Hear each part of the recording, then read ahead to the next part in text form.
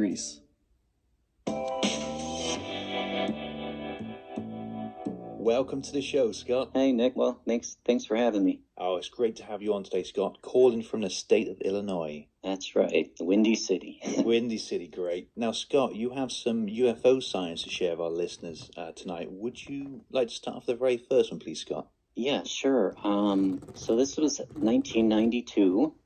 I lived in Schaumburg, Illinois, with my grandmother.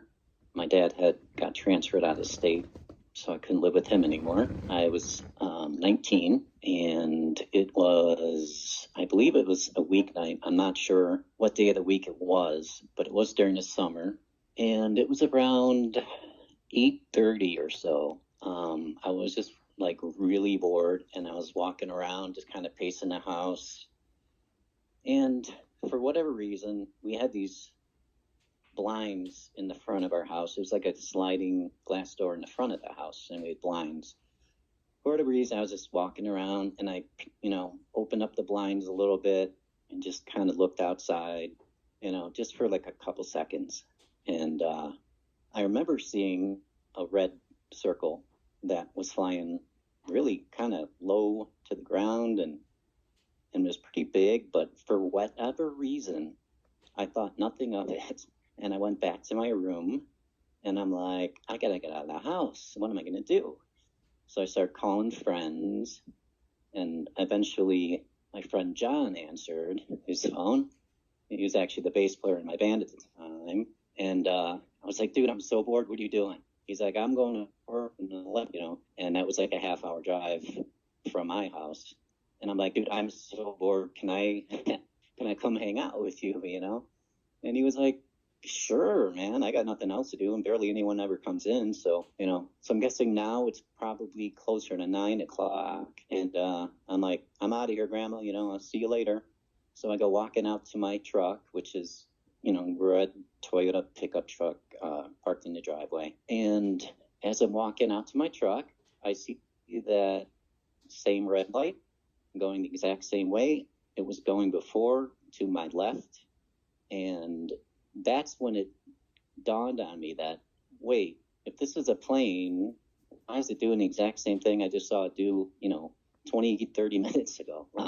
So I'm standing in my driveway at, towards the rear end of my truck, because I was going to walk around to the driver's side.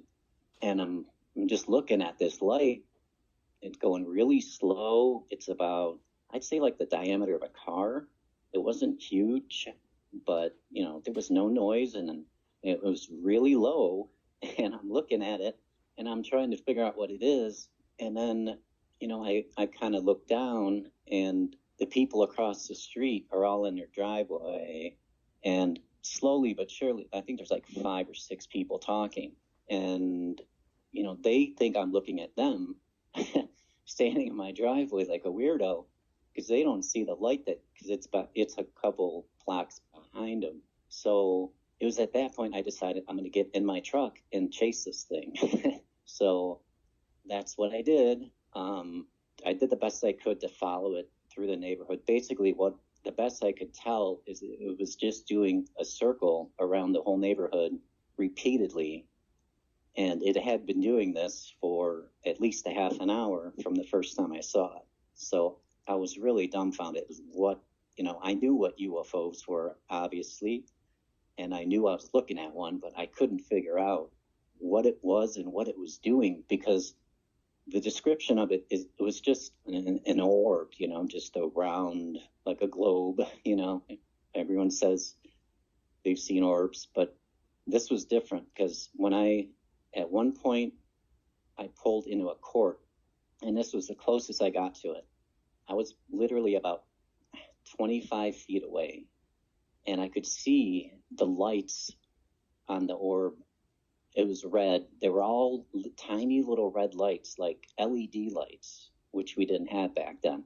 Super bright, but the light from the UFO didn't cast any light on trees or anything. It was such a deep red. It was like a red I've never seen before, the color of it. And all the tiny little lights I could see each one of them. There were just thousands of them. And it was pulsating. It would go on, then off, pretty slowly, you know. It was around this point that I decided I had to go back and get a camera. So drove back to my grandma's house, ran inside. Said, Grandma, there's a UFO outside. Where's your camera? Do you have a camera? And so she's like, yeah, I have a camera. So she gave me the camera. I went chasing right back out to my truck, trying to find it. Found it again, started snapping these pictures, and I'm thinking, I'm going to be famous. These are going to be the best pictures of a UFO ever, you know. And again, I end up in a different court, and I'm snapping pictures of this thing. At this point, I have enough pictures, so I think I left the camera in the car. So I'm in this court, and I'm looking, you know, at this UFO flying around, and I noticed there's all these people from this house, and one lady is come out of the house, and she's walking towards me. Now it's nighttime, so I got my lights on in the car and everything. She gets about halfway to me, and she says, can I help you? And I said, I don't think so. And she's like, well, what are you doing here? Because we have a surprise birthday party planned, and we thought you were the driver. And I'm like, honestly, I'm just following that light in the sky. And I pointed it up. And I don't know if she saw it. I'm assuming she did. She's turned around and started walking briskly back to the house. By then people were starting to come. And she said, no, everyone back inside, everyone back inside.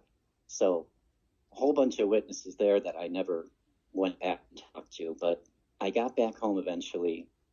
My grandma, I said, Grandma, did you see it? And she said, yeah, I saw it.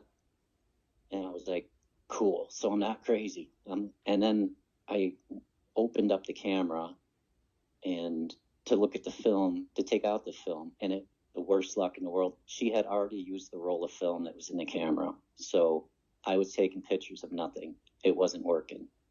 And when I found that out, I was so upset, but I got over it pretty quick because of what I had just seen. And one last thing about that night was the next morning, my brother had come over, and I was telling him all about it. And my grandma was telling him that she saw it. And then out of the blue, even my dad said he never heard this story. She said when she was a kid that a flying saucer crashed into one of the neighbors' houses in the backyard, and they were able to see it before all the people blocked off the area. So that I was like, what? Said she was young. Yeah, my dad said she never told him that, but she told me. So that's the first one. Yeah, do you know where this crashed? Do you know the actual area? I'm assuming it was in Chicago because that's where she grew up. So I don't know the year. I could try to figure it out by her age, but I'm not really good at math on the fly. But yeah, that's something that really surprised me.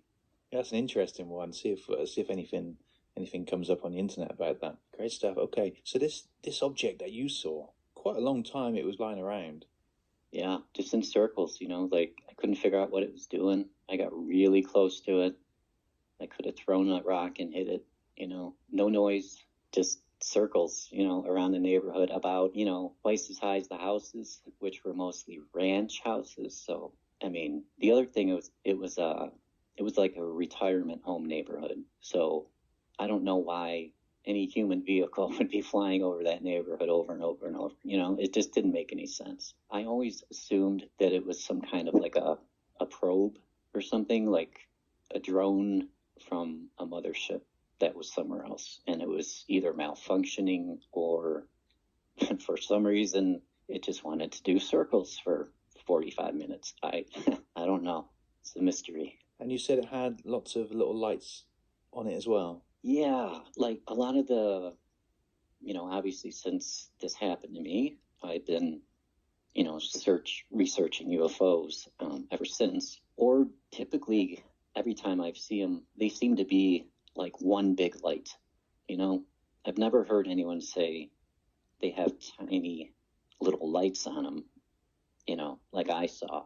But then again, I don't know many people that have been within 15, 20 feet of one, so maybe they're all like that. Maybe they're all different. I don't know. I certainly feel you when it comes to the camera. Oh, knowing what those early 90s wind-up cameras were like. Yeah. I mean, if that film would have been in there, man, I would have had a ton of witnesses. I would have called the news. It would have been crazy. But nope. Unless the UFO did something to the camera and just, because I don't remember ever developing the film. Maybe she did, but that the roll was finished when I was taking a picture, so nothing came out. Yeah, that's gutting. Okay. All right, Scott, do you want to move on to your next one, please? Yeah, this one, this changed my life. This really shook me to my core. I'd seen the orb, but it was an orb. I didn't assume anything was flying it just because it just seemed mechanical to me. On this day, this was March 17th of 2010. I was home with my son who had chicken pox. My wife was working from home, if you can believe it, back then. And it was lunchtime. And so it was around 11:30 a.m. Daytime, perfect day, not a cloud in the sky. All right, so I leave to go get lunch. My car is parked in the driveway. I get my car, start it up, I start backing up, and out of the corner of my left eye, I see something in the sky going back and forth. I just see something moving as I'm backing up. So I start slowing up, and I come to a stop, and I'm seeing this object that is shaped like a flying saucer. The only difference was, there are two main differences. The shape of it, normally flying saucers you see are very sleek, like a sleek design, like kind of a thinner rim with a little dome. This had like a really thick rim and a really high dome. But again, it was only about 6 feet in diameter. So that's the first thing. The other thing is how it looked. It wasn't silver. It actually looked two-dimensional when I first saw it. Now, when I first saw it, it was going left, right, just in the sky, just about maybe 100 feet, left, right. Like, that's what caught my eye, was the movement initially. But the way it looked was two-dimensional at first. It had a rustic kind of color to it with all these red dots going up and down vertically, like lines of red dots. They weren't lights. They were just red dots. And by this time, I was out of the car, and I was standing at the end of the driveway. It was a new subdivision, so there weren't really any trees. And the trees were, they hadn't grown yet. So I had perfect view of this thing. It was about maybe 2.5 blocks away from me, over what's now a firehouse. At the time, there was just a field. So I'm out of the car, and I'm looking at this thing going back and forth, and I'm just dumbfounded. And I remember thinking, please don't fly away. Come towards me. I need a better look. And not like 3-4 seconds later, it stopped moving back and forth and slowly started moving towards me. And I was like, yes!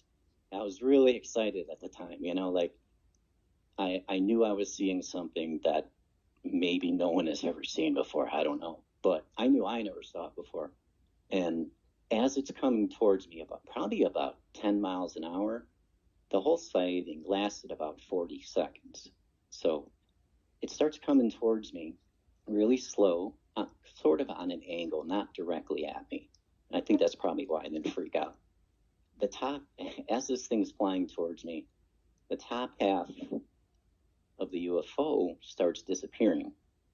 And it's disappearing from the top all the way down.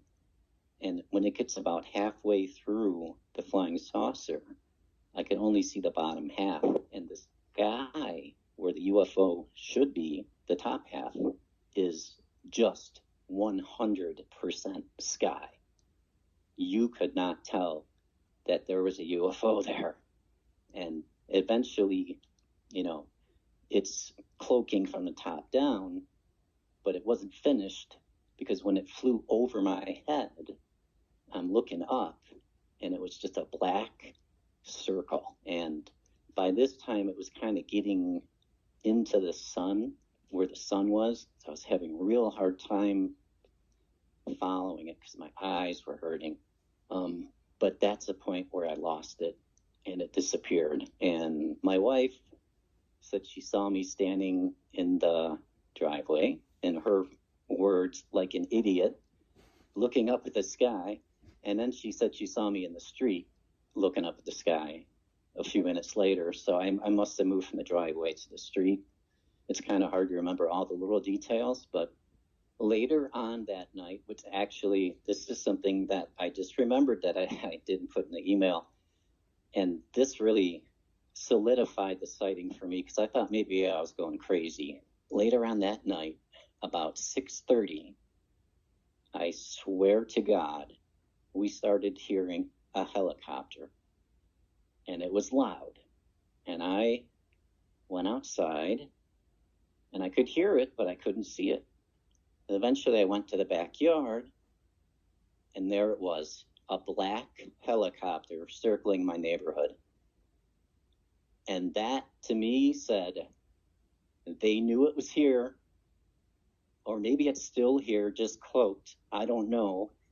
But I always hear about these black helicopters showing up. And there's a black helicopter. I would tell my wife, I'm like, look, I'm not crazy. Look, a black helicopter. We've lived here, at only like a couple years at that point. But I said, have you ever seen a black helicopter circle a neighborhood, like for no reason? Like, we've never seen that any place we've lived.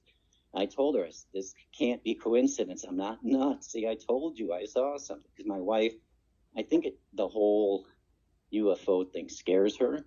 She doesn't like to talk about it.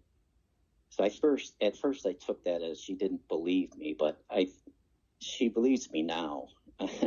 I've seen 6 more since then, but the best ones were the first 2. And I did send you a picture of an orange orb that I just happened to look out my bedroom window, 2-story house, before I went to bed because my bed was right there. And I saw it flying towards the house really slow, and about 20 feet over my head it flew. So I grabbed it was an iPhone 2 or 3G, I don't even remember. And I ran outside to the front, and I was able to snap 2 pictures of it as it was passing through. That's how slow it was moving. Again, no noise. The first picture was blurry. The second picture came out.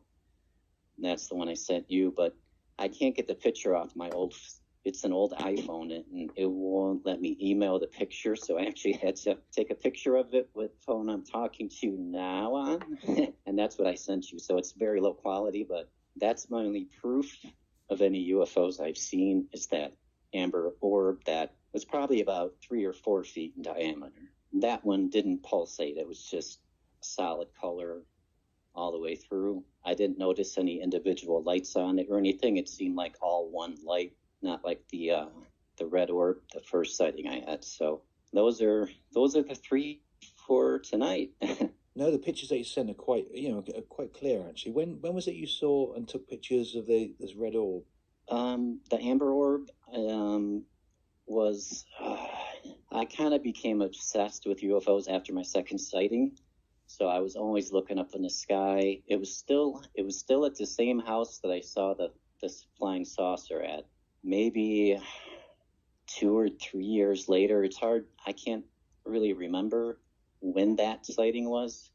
I could suppose I might be able to find out if I look at my old phone. Maybe it'll tell me when I took the picture. But yeah, actually, I saw another UFO at that house too. That was like a hot spot. I couldn't believe it. So yeah, lots of crazy things happening in Plano, Illinois. It sounds like it's, again, another very active area, and there's nothing wrong with, slightly obsessing over UFOs, spending time looking up, because, like I said at the very end of the show, keep watching those skies. You won't see anything if you ain't looking up. That's right. As simple as that. Yeah, I had to know what it was, and I still don't. But I'm hoping one day I will know. Maybe the government will finally release all the records. So fingers crossed. Fingers crossed. But as anything, just I think everyone should be patient. It's not always, we don't always seem to get a lot of truth out of our governments, but we can hope. To our listeners, the pictures Scott has sent us and the drawings are just below this episode in the show notes, so check them out. Because I love hearing people's stories. It makes me feel normal. I've seen 8 UFOs, and I'm just learning I may have possibly been abducted when I was 7. So that would explain all the UFO activity, possibly, I keep seeing. So if they're still doing it, or if there's some kind of tracker in me, or I don't know, but I've seen 8 things that were completely unexplainable. So, but I gave you the best 2. The best 2, good stuff. They were all different too. Every single one of them was different. And then were the same. So I'll tell you, there was a white orb way up in the sky. It looked like a star. It covered all the visible sky within about 15 seconds. It was going so fast. It looked like it was skipping on water. I saw that when I was driving home late from a show one night. I saw a really light blue, very bright light blue orb about the size of a softball go flying past my car. Never figured out what that was. And then there was this other one that had like 5 lights on it, went right over a major highway. That was really weird. I'd never seen any triangles or anything like that. Mostly just orbs and the one flying saucer. So crazy stuff. So they are all different. Yeah. When you were saying when you saw the saucer and it went over you and it seemed like it was cloaking. So I've often wondered, I'd be looking up and thinking, how would you traverse the sky without wanting to be seen? So obviously the UK would be ideal because we have a lot of cloud. So you'd think, you're looking up at the clouds and they're probably just passing overhead, not being seen, getting to their destination. And obviously on clearer days, they're going to need some kind of cloaking. Because you would, right. A lot of people say, they were taking a video and it looked like it was cloaking. But to be honest, if they were cloaking, you probably wouldn't see it. But right. it makes you wonder. Yeah, well, it terrified me that, there could be one sitting above my head at any moment, or no matter where I am, and I'd never know it. That part of it really kind of freaked me out. Because the cloaking is 100% legit. I mean, you couldn't see this thing if it was right in front of your face. If that's how good it was. Absolutely crazy. So if they are using science, which is way ahead of us, then I'm guessing that that's exactly what they'd have. They'd have this kind of camouflage. Certainly make a lot of sense. Yeah, and I think that's why it looked so weird. It was in the middle of cloaking, and if any scientists that listen to what I'm saying, like if they develop this technology, they're going to be like, oh shit, this guy knows something. Scott, I really appreciate you for coming on today and sharing some of your UFO sightings with our listeners. I appreciate you, man, and I appreciate you talking to me, even off air. It's very cool. Yeah, no worries, man. It's great. Anytime, just send me a message. I do get a lot of emails, but, All right, Nick, thank you so much, man. You have a great night, okay? Yeah, you too. And again, keep listening. All right, it's great to have you as a listener. Oh, yeah, I'm a lifetime listener here. Don't worry about it. I got you. All right, Nick, bye-bye. Okay, take care, brother. That is all for this week, I'm afraid. Keep updated and connected with the show on Twitter, Facebook, and Instagram. And if you've had an encounter you would like to share on the podcast, you can email me at ufochronicles@gmail.com or reach out to me via the contact page on my website at ufochroniclespodcast.com.